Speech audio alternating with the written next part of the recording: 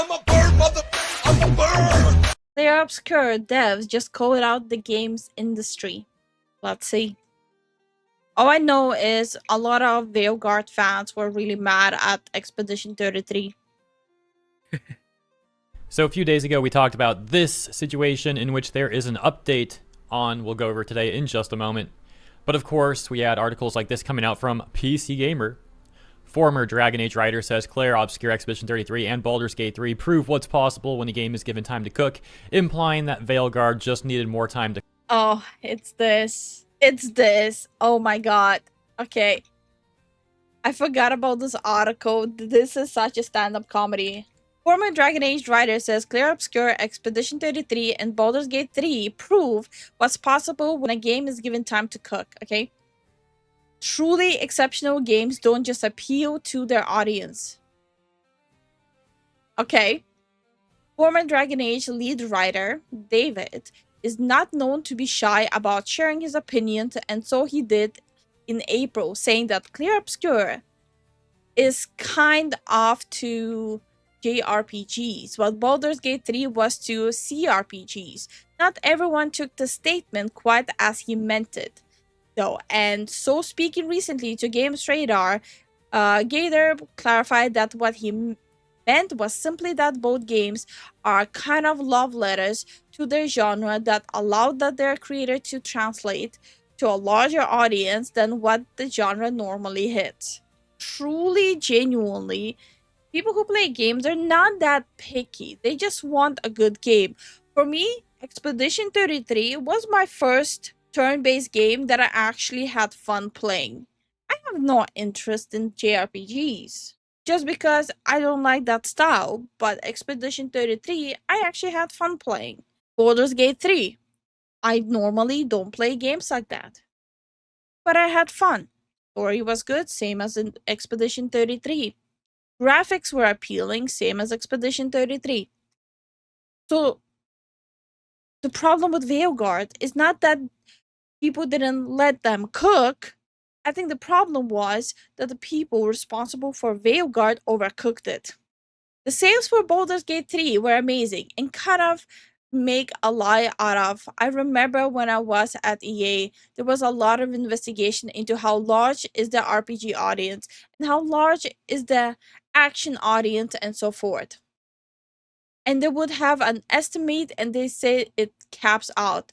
Oh, the RPG audience caps out at about 5 million, but that doesn't seem to be true when the game is good, literally. Like, if you know that, how are you even questioning it?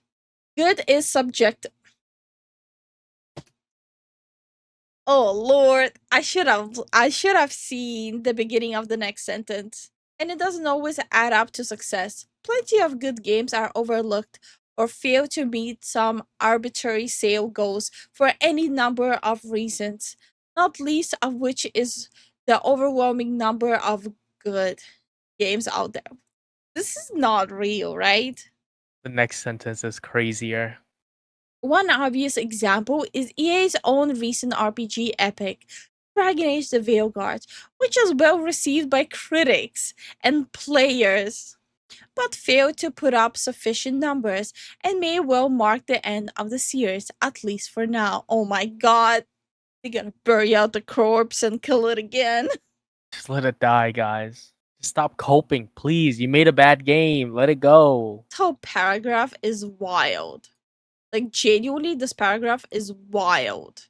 But Gator is seemingly talking about the much rare phenomenon of games that are truly exceptional rather than merely good. I think there's such a thing as expanding the audience as opposed to treating the audience as this finite number of people, right? He said. And I think that's what Expedition 33 really does. I think it manages to take the elements of JRPG. And I don't think it's doing a lot of new things, honestly. Tell me you're salty, bitch, without telling me you're salty, bitch. Yo, he's so salty, bro. It's taking a number of more recent trends and kind of bundling them up in an interesting way that I think makes it very accessible to people who normally wouldn't play JRPG. Okay, what What recent trends is he talking about? Visually, battle style wise, and the whole world they created was a gamble. What trends? Trends of 4 years ago. How long did they make the game? Like couple years, right? Like 4 or 5 years to make the game. Yeah. Trends were different back then, lads. And he said the success of Clair Obscur and Baldur's Gate 3 also demonstrates what's possible when a game is given time to cook. Why is he not mentioning Wukong then? Why is he not mentioning Stellar Blade? Baldur's Gate 3 had an extended and very front-facing early access period, while Clair Obscur director Guillemard said earlier in May that it would have taken years to get the project approved at this former company Ubisoft. Publishers want mass appeal, Gator said.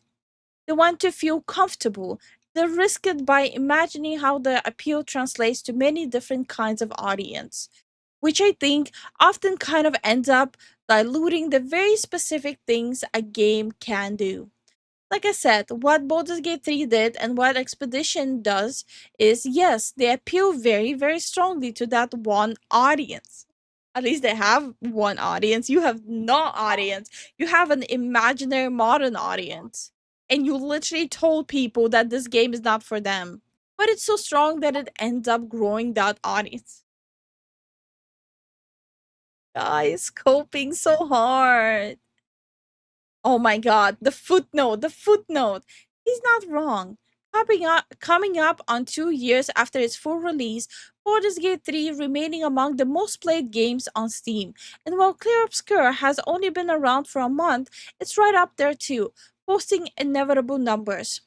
For what should be relative niche RPG, and both are rolling in overwhelmingly positive user ratings on top.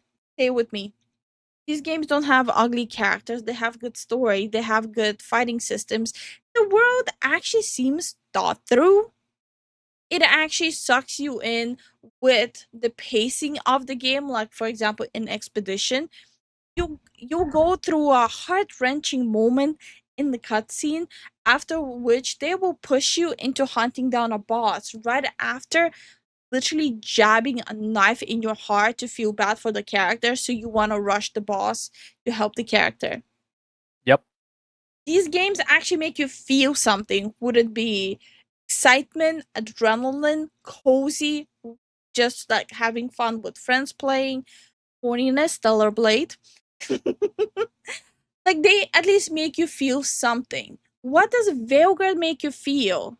Like I'd rather go take a nap than play it. The fact that they had so much lore built up behind Dragon Age franchise and they throw it away and just made Veilguard, it makes you wonder, right? What happened there? You had an outline to just follow and just build on top of it. They didn't have specifically Expedition 33 didn't have anything. This is like their make it or break it game. They invested their this is literally if they don't make it, they're going broke. To cook, and even on his Blue Sky account, he elaborated on that take, saying, yeah, if Veilguard had more time to cook, it would be better. That's what it needed, guys. That was the only problem with Veilguard, apparently. Of course, people in the responses were roasting this take. Christina Tasty, for example, saying, quote, Veilguard, which was well received by players, unquote, something seemingly from the article there. Going on to say, mixed on Steam and still dropping months later after the drama is over. 3.9 on Metacritic. You can't gaslight people who can use Google, PC Gamer. As well as, the heck are they on about? DA had 9 freaking years. It's about priorities and focus. Expedition 33 started production in 2019. And so that was part of a news cycle from a few days ago. As mentioned, we previously covered that. And now we've got this 9 years. Where did the money go? You know. What? article from yesterday on May 27th titled The Big Clair Obscur Expedition 33 Interview, Sandfall and Kepler on Team Size, the Return of AA Games, and What's Next. I'm not going to be reading the whole interview here, but there are a few select parts that I would like to go over. Starting with this section here with some quotes from Handrahan of Kepler. I think that there's been a lot of irresponsible practices in the industry, he continues, referring to the inherent risks involved in ballooning AAA budgets and team sizes. Some games can make it work. Grand Theft Auto 6 is going to make it work. I mean, we'll see about that. But continuing. I think GTA has such a big fan base that they wouldn't mind paying even $100. I am having a hard time seeing GTA 6 failing. I think we can all say with great confidence, oh, not me, I'm actually really skeptical. But there are plenty of games made with very large teams and for huge amounts of money that don't land. And there is a human cost to running things that way. People lose their jobs. God knows how many layoffs there's been in the industry over the last few years. And just so we're clear on this really quick, the devs for Clair Obscur are Sandfall Interactive and the publisher is Kepler Interactive. Hand your hand being with Kepler. But yeah, he is right to call out the gigantic team sizes of a lot of these AAA companies and the games that they work on. I mean, there's been literal memes about how the credits take like hours upon hours to finish on games that are, calling them subpar would even be generous. So then we're going to get a very interesting bit of insight from Sandfall's COO and producer, Francois Maurice. Yeah, French. It's a French guy. My terrible pronunciation aside, check this out. And once again now, this is the CEO of the developers, devs here. In terms of main credits over 4 years production, we were on average about 30 people, clarifies Maurice. We started with less than 10 people, scaled up to until 30, and close to 40, and then scaled a little bit down. You mentioned Korean animators, but it's important to mention that none of them were full-time. They were doing some extras besides some other jobs of animation, so the core team was on average 30 people in a home studio, plus privileged contractors like the lead writer or the composer. For example, I included them in that core team. For comparison to a recent AAA flop, I believe Veilguard. Wait, why are we even in the situation where he has to defend himself? What the actual size of the team was? Are people in the gaming industry actually that hurt? Yes. What the hell? At the peak of their production, had a core team of around 200 people. Going back to Maurice, there's then this section titled No Bloat. He also questions the need to make games bigger. One of the things that's great about Expedition 33 is it really respects the player's time. It gives them plenty to do, and it gives them plenty of satisfaction, but it isn't arbitrarily 500 hours of gameplay. It's impactful because it's scoped correctly. It doesn't have any sense of bloat or extraneous things that are put there just to make it larger and larger and larger. Brevity should be more of a virtue in gaming. Something can be better by being shorter, something that's being discussed in film at the moment. Every film seems to be 2.5 hours long, and I think most people are like, can they all be a bit shorter, please? Because we have other things to do with our lives. Maurice notes that the focus for Clair Obscur was always on quality over quantity. From the beginning, we wanted to do an intense and short experience. The first length estimates of the game were closer to 20 hours for the main quest. I think we ended up closer to 30, even 40 hours if you take a bit of time. As a player, they are... For me, the main thing that got me with Expedition 33, I thought I was done with the game, and they added like another 10 hours of main story. and I thought I was done. I made a whole thing out of it. Like, hey, streaming the last part of Expedition 33. And it's like, I had to do a whole separate stream for it. And I checked out both endings. That was just really solid writing they did. And really good story development. There are so many great games out there that I want to experience, and what's important to me is the level of excitement and fun I get from a game, rather than how long it is. He also questions the link between game length and price.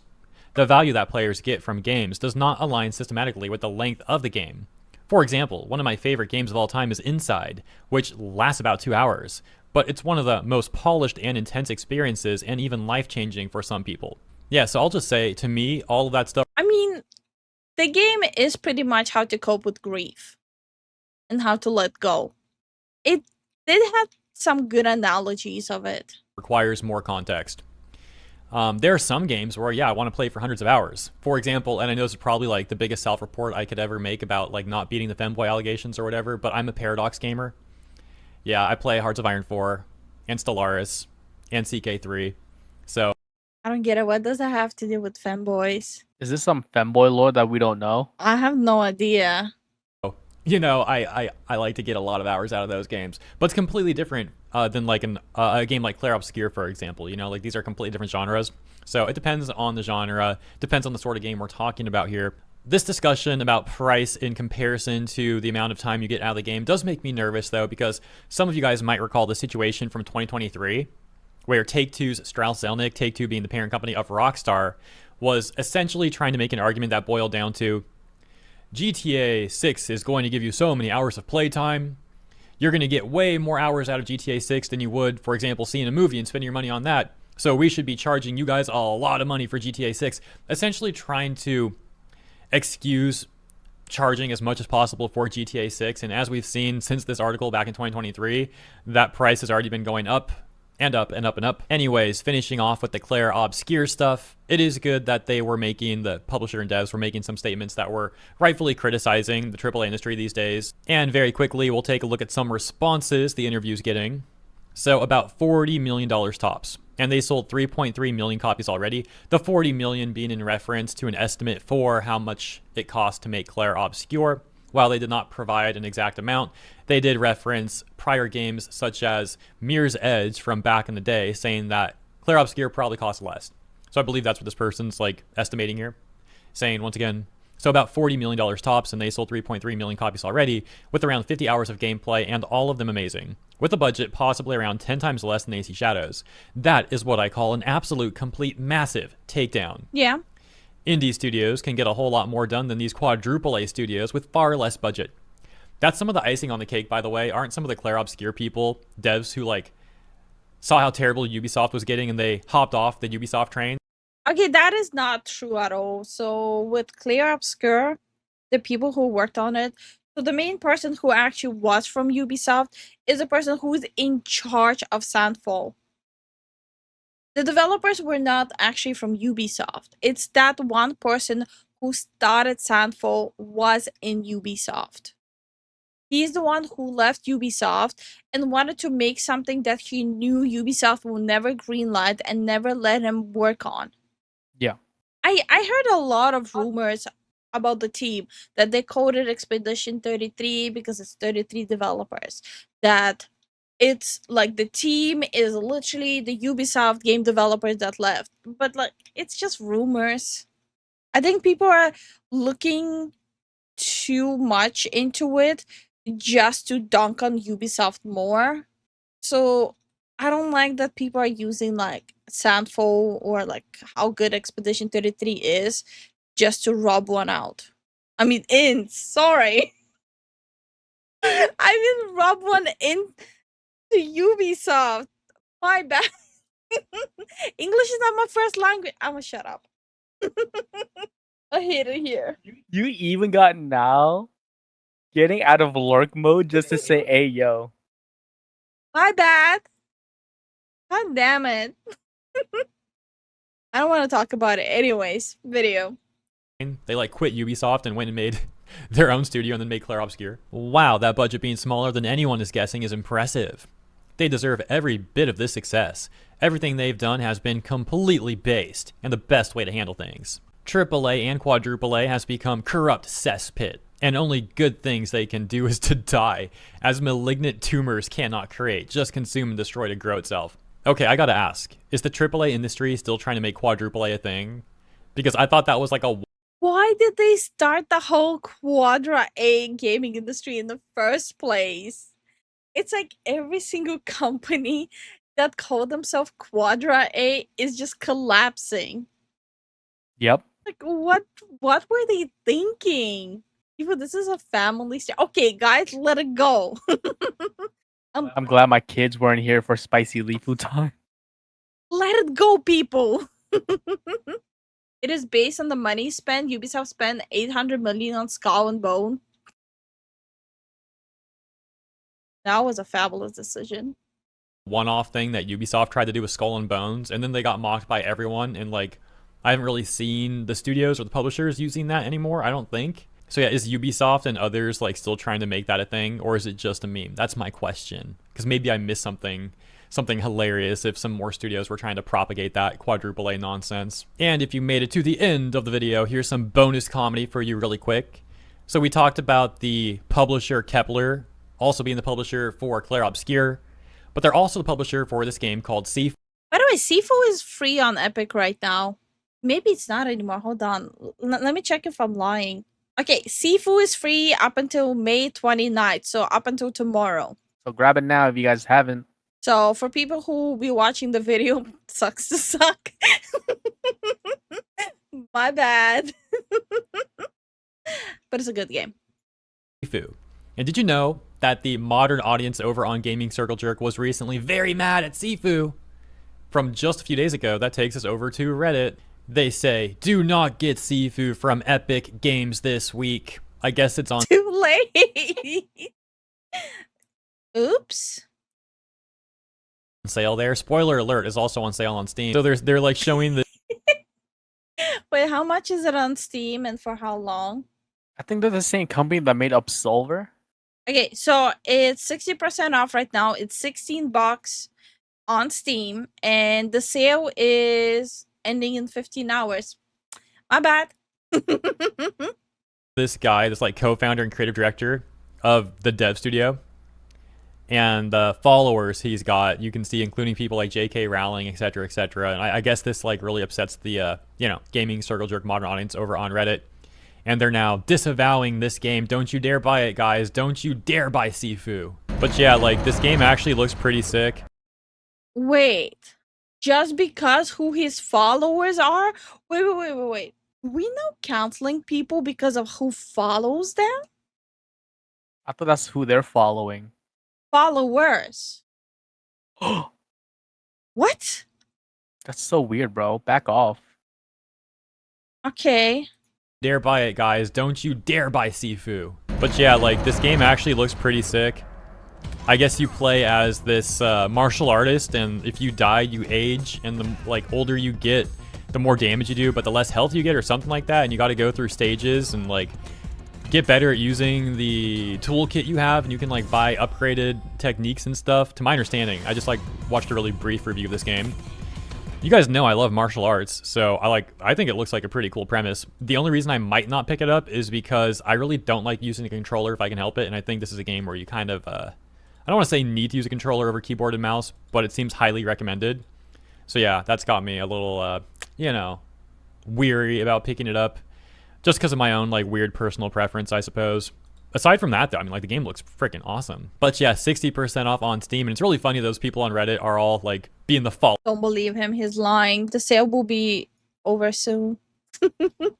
People who were responsible for Veilguard, honestly, I would probably go radio silent for a little bit.